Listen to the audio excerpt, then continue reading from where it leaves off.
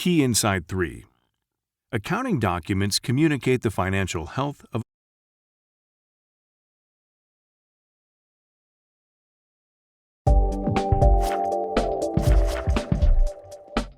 the 10 Day MBA by Steven Silbiger, published in 1993.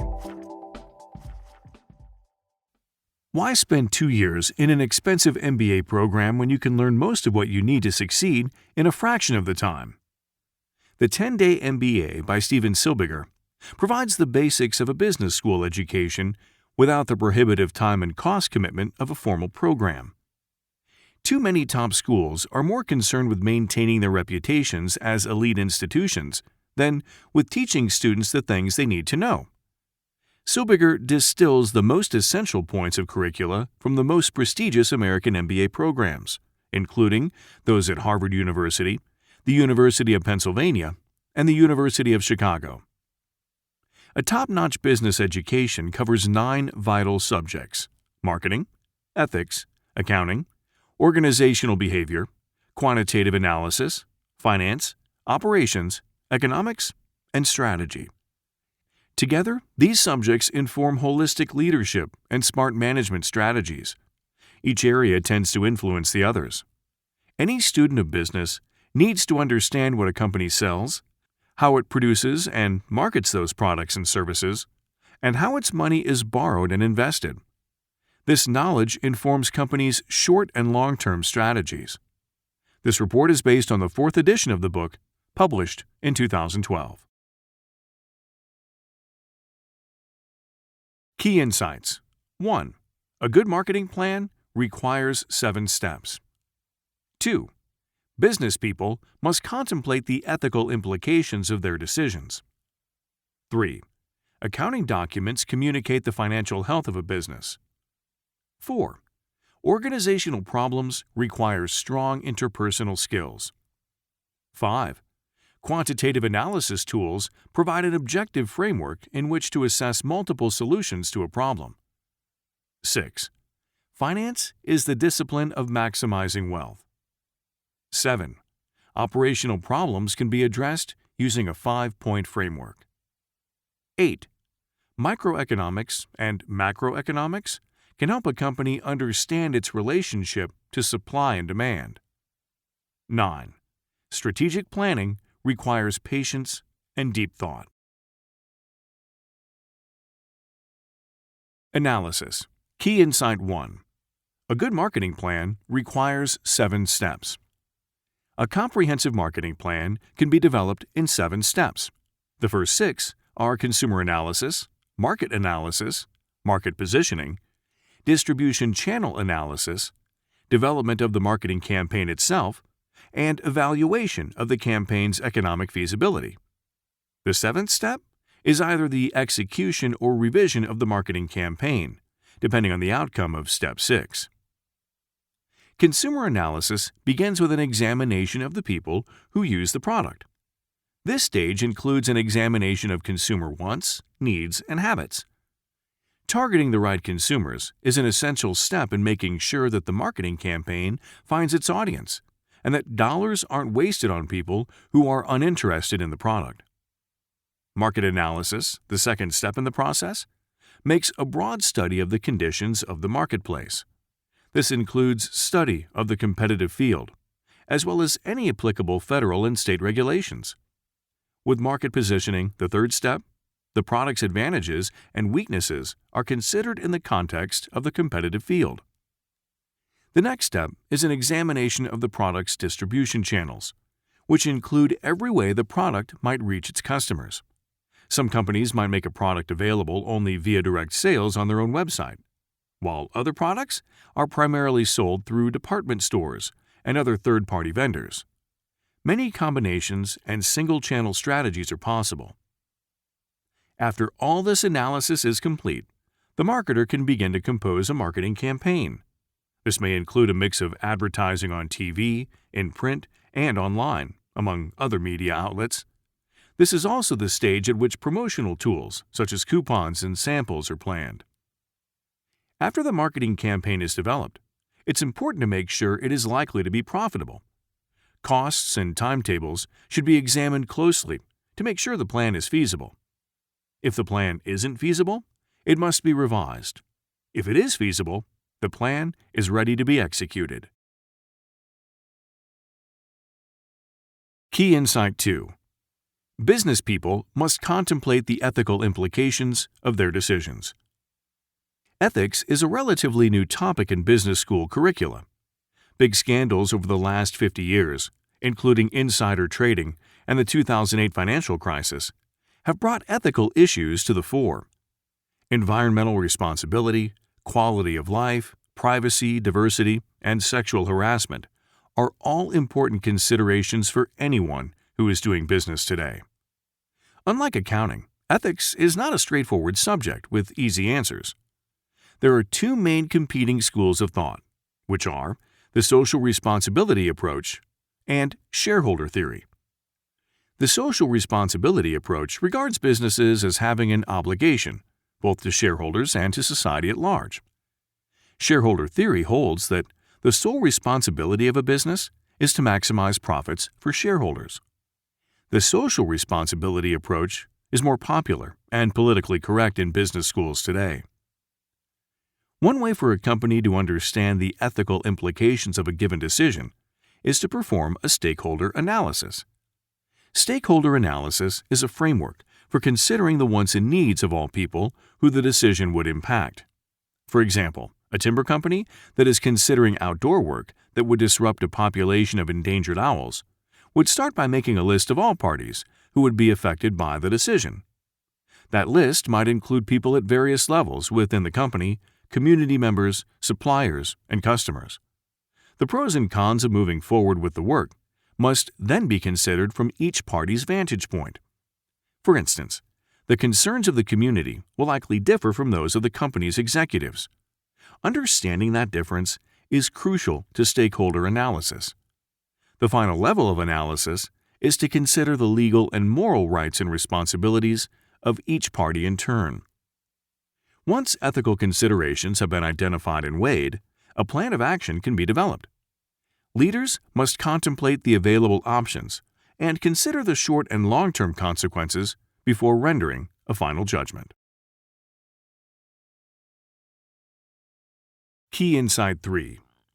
Accounting documents communicate the financial health of a business. Up-to-date financial information is critical to a company's understanding of itself. Internally, companies use financial information to help plan and evaluate operations. Management strategies, production methods, and staffing decisions may change based on financial feedback. Marketing departments may use accounting reports to evaluate past campaigns or plan new ones. Accounting information also helps companies communicate their financial health or lack thereof to the rest of the world, including investors, creditors, customers, and community members. Accounting standards were developed so that onlookers can compare various companies more easily. While some accounting practices may vary from company to company, each company commits to using the same rules from year to year to promote transparency and clarity. As people, accountants commit to certain practices.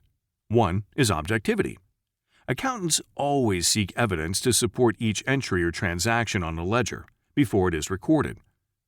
Intellectual property that doesn't have a quantifiable monetary value, like patents, can be difficult to include on the books because there is no evidence of the value. Accountants also tend to be conservative, planning for losses well before they happen, and ignoring gains until they are fully realized. Financial statements are high-level summaries.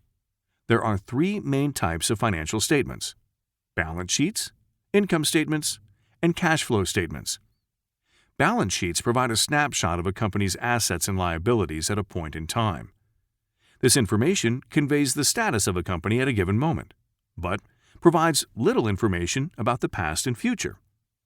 An income statement provides more historical information about a period of time, such as a month, a quarter, or a year. A cash flow statement focuses on liquidity, summarizing information about earnings and debt payments. Key Insight 4. Organizational problems require strong interpersonal skills. Leaders often approach problems from an organizational point of view, asking what is best for the company. But it's equally important to cultivate a human-centered perspective that places people first. The subject of organizational behavior stresses interpersonal skills and sensitivity, which are needed to address many workplace challenges as they arise. Changing organizational behavior begins with the definition of a problem, which is followed by a period of analysis. This helps managers understand the contours of a problem, including where it originates and what secondary problems it may have caused. Once the problem is properly analyzed, it can be addressed with a 6-step action plan. The first step is to set goals, which will vary depending on the problem. For instance, a goal might be to repair a rift between 2 colleagues or 2 departments. The next step is to identify relevant activities, resources, and responsibilities. The third step is to set a concrete timetable for implementation. And the fourth is to make predictions about results and outcomes, including contingency plans if things don't go as expected. Next, it's time to formulate a more detailed plan by identifying specific action levers, such as rewards or planning systems designed to change people's behaviors. The final step is to implement and evaluate the plan. Part of assessing and correcting organizational behavior is understanding what motivates people. One tool in this endeavor is expectancy theory, which states that employees are motivated by rewards, like promotions, as well as the satisfaction that they find in their work. Another tool is job design, which assumes that employees who understand why their work is important will perform better than people who have little context for the work they produce. Another part of assessing organizational behavior is understanding power. There are 5 main types of power. Coercive power is based on fear and threats. Reward power is related to positive incentives, such as praise and compensation. Referent power is a form of natural charisma that encourages people to comply. Legitimate power is role-based, meaning a formal job title that demands respect and compliance. Finally, there's expert power, which is wielded by people who have special skills or knowledge. People who understand power and influence and when to use each type can better navigate the politics of the workplace. Key Insight 5. Quantitative analysis tools provide an objective framework in which to assess multiple solutions to a problem. Decisions in business are often complex. Quantitative analysis offers tools to help leaders remain objective and practical as they assess available options. One approach to quantitative analysis is decision theory, which provides a framework for breaking down large problems into smaller parts. For instance, a tool known as a decision tree diagram can help leaders assess the risks and probable outcomes of alternatives. Decision tree analysis starts with a list of all possible decisions and their associated risks. The next step is to estimate the monetary consequences for each outcome and assign a degree of uncertainty to each. Then, it's time to factor in any other non-monetary considerations, such as strategy, before making a final decision. This process is useful because it helps the decision-maker avoid the influence of emotion. All assumptions about each decision must be stated explicitly, and all outcomes must be assigned a concrete monetary value. Another approach to quantitative analysis is cash flow analysis. This process examines investments, including associated costs and any cash the investments generate. With this type of modeling, only cash-related benefits or consequences, such as the potential for revenue, are considered. A third type of quantitative analysis, probability theory, involves a statistical analysis of uncertainty. Every potential outcome is assigned a probability of occurring. A fourth and final approach to quantitative analysis is forecasting. Using tools such as regression analysis, a decision-maker can examine existing relationships to try to predict future trends and cycles. For example, an ice cream business might use forecasting to predict how many ice cream cones will be sold on a given day, based on temperature. Key Insight 6. Finance is the discipline of maximizing wealth. The financial world consists of just two main functions: buying and selling. Financial analysis weighs risks against rewards, helping decision-makers determine when to buy or sell financial products, such as stocks, bonds, and derivatives. Generally, the higher the risk, the higher the expected reward. And by the same token, the lower the risk, the lower the expected reward. U.S. businesses can be one of three types of legal entity, each of which offers different benefits, liabilities, and tax incentives. Proprietorships have one owner, whether it's an individual or a married couple. Partnerships involve more people, with varying amounts of liability if the business fails. Corporations have multiple owners and exist as legal entities that are considered separate from the owner's personal finances. Key Insight 7. Operational problems can be addressed using a 5-point framework. Operations deals with the production of products and services, and often requires competence in engineering, accounting, and organizational behavior. The field of operational research, or OR, was founded during World War II, when scientists worked with the U.S. government to optimize military production. Today, OR uses a 5-point framework that can help resolve most operational problems. The first point is capacity, which revolves around production quantities and limits. For companies that manufacture products, capacity analysis might involve looking at the 6 M's: methods, materials, manpower, machinery, money, and messages, which are how information is conveyed. Narrow, standardized products and services tend to have more streamlined production lines. For example, Jiffy Lube, a car service company that focuses mostly on oil changes, is more efficient at oil changes than a full-service car shop. The second point is scheduling, which requires determining the optimal timing for elements of production. Ideally, a production process should be sequenced for utmost efficiency, which may involve coordinating the actions of many people. Inventory, the third point, requires finding the ideal amount of product to keep on hand. From a financial perspective, companies should carry little inventory to save money. But from a sales perspective, it's better for products and services to be immediately available to customers. Finding the right balance between these two sets of competing demands can be difficult. The fourth point, standards, is about determining requirements, whether those requirements are internal goalposts for quality or governmental regulations. Relatedly, the fifth point, control, requires ensuring that expectations are met.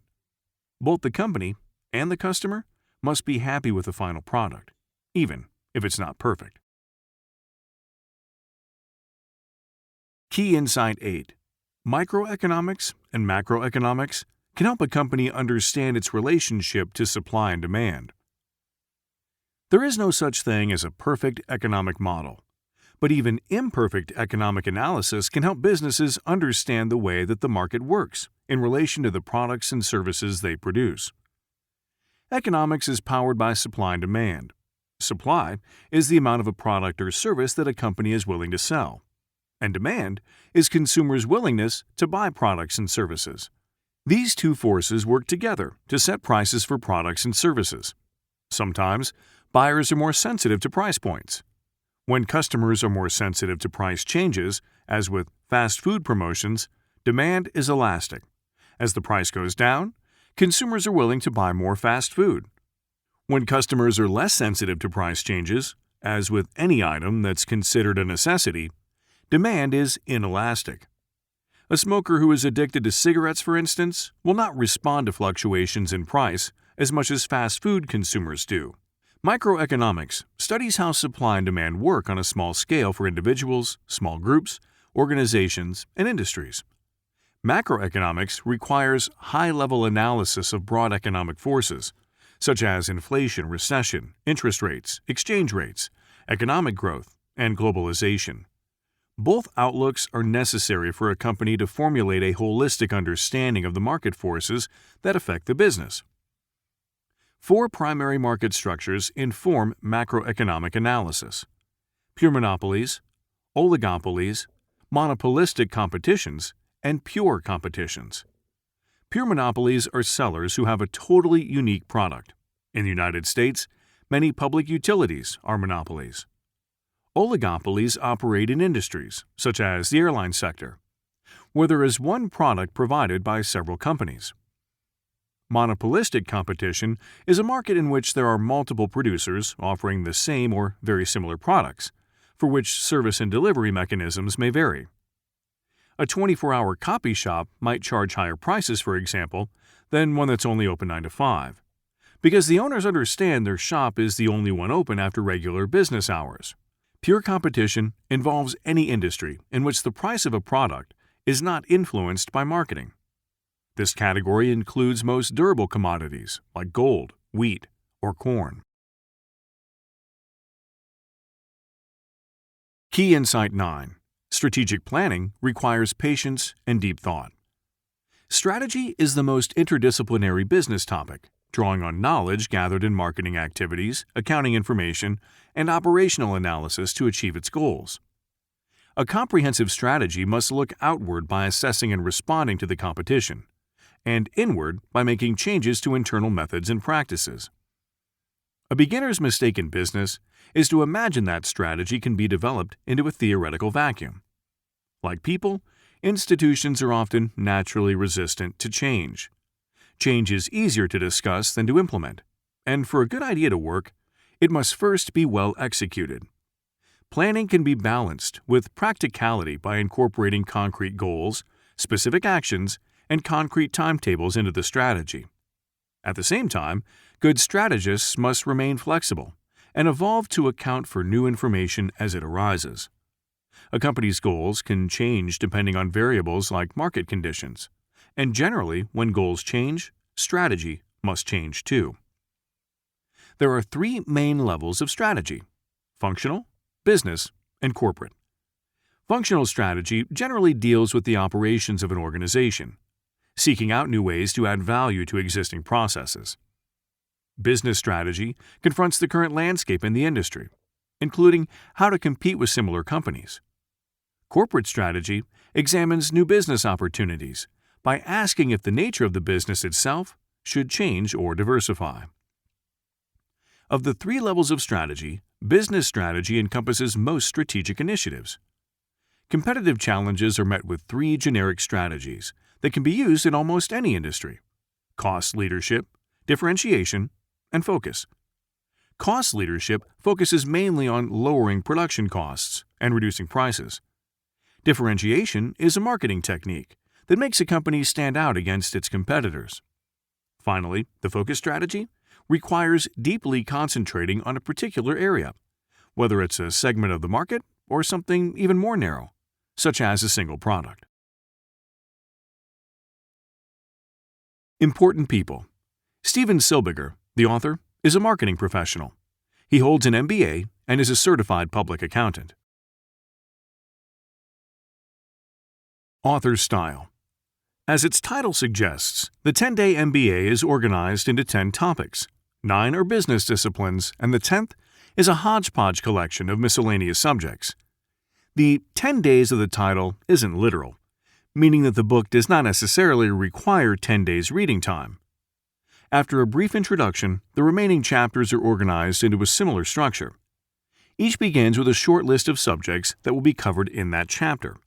The bulk of the text is devoted to exploring theories, processes, methods, and definitions.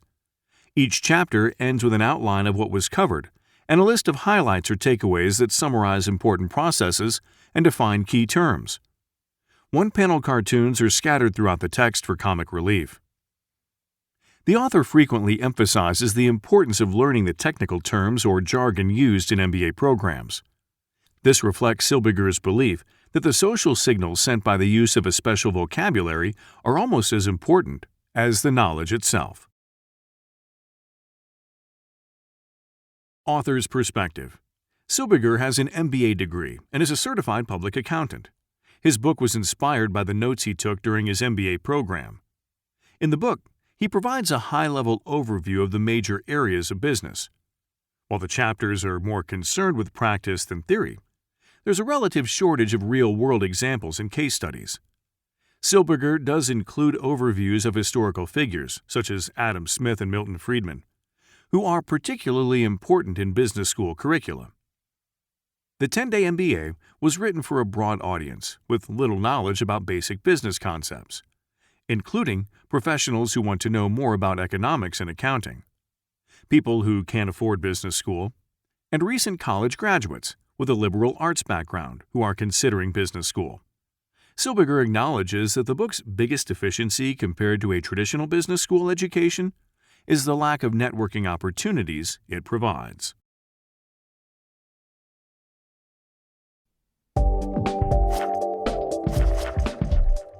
This has been InstaRead, reporting on the 10-Day MBA by Steven Silbiger, narrated by Sam Scholl. Copyright 2020 by InstaRead. Production copyright 2020 by InstaRead.